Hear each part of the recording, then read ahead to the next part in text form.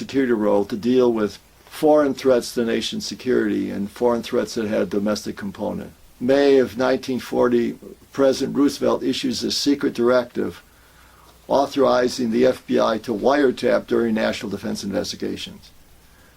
Congress had prohibited wiretapping in legislation of 1934, but the premise was that the nature of the use of this technique was not to develop evidence resulting in prosecution, but to anticipate and prevent threats to the national security interests. On their own authority, FBI officials authorized the installation of microphones. Microphones would be installed by means of trespass, which was a Fourth Amendment violation.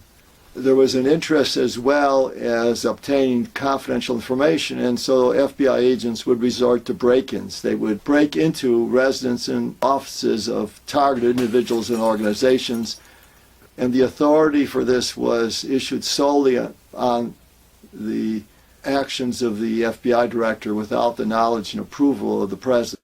What took place after 1936 then was a significant expansion of the Bureau's role away from law enforcement to political surveillance that was both known and authorized by the president, at the same time not known and authorized by the president. So what was happening was that the Bureau was beginning to become a far more autonomous agency, and that investigations moved beyond any legitimate principle that there was a threat.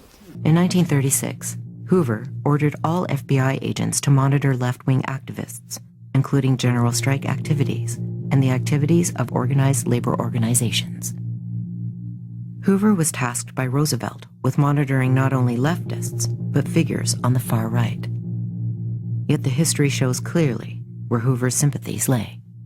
By the end of World War II, over 40,000 members of the right-wing American Legion had been recruited as FBI informers. During the same time period, the FBI monitored the radical attorney Carole King, the National Association of the Advancement of Colored People, the Gandhi Society for Human Rights, the Congress of Industrial Organizations Council, the National Maritime Union, the United Automobile Workers Union, and the United Mine Workers Union. Hoover himself became virtually obsessed with certain activists, celebrities, and intellectuals on the left. These included the socialist Albert Einstein, the anarchist Charlie Chaplin, and later, Martin Luther King. 3 years before Chaplin made The Great Dictator, J. Edgar Hoover sent a personal invitation to Hitler's Gestapo chief Heinrich Himmler to attend the 1937 police conference in Montreal. Though rarely acknowledged in Western education systems or media, fascism received widespread support among Western business and political elites.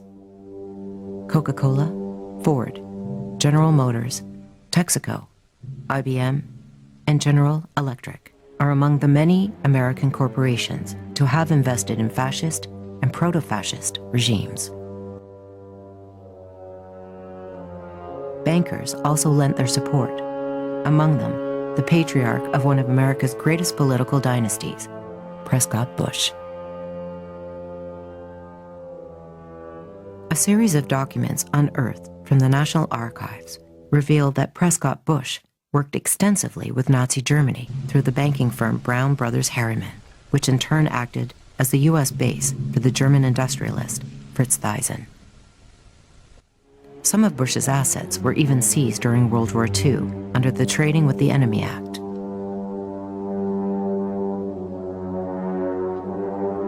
While many Western elites had no particular interest in the fascist movement beyond profit, others had a clear ideological affinity with the philosophy. Henry Ford remains the most notorious example. A virulent anti-Semite, Ford received the Grand Cross of the German Eagle in 1938, the highest civilian award given by the Nazis. Even more important in supporting the new dictatorial regimes was Torquil Reber, an avowed fascist and the chairman of Texaco. Reber supplied Spanish fascist forces with oil in defiance of a loosely enforced embargo by President Roosevelt.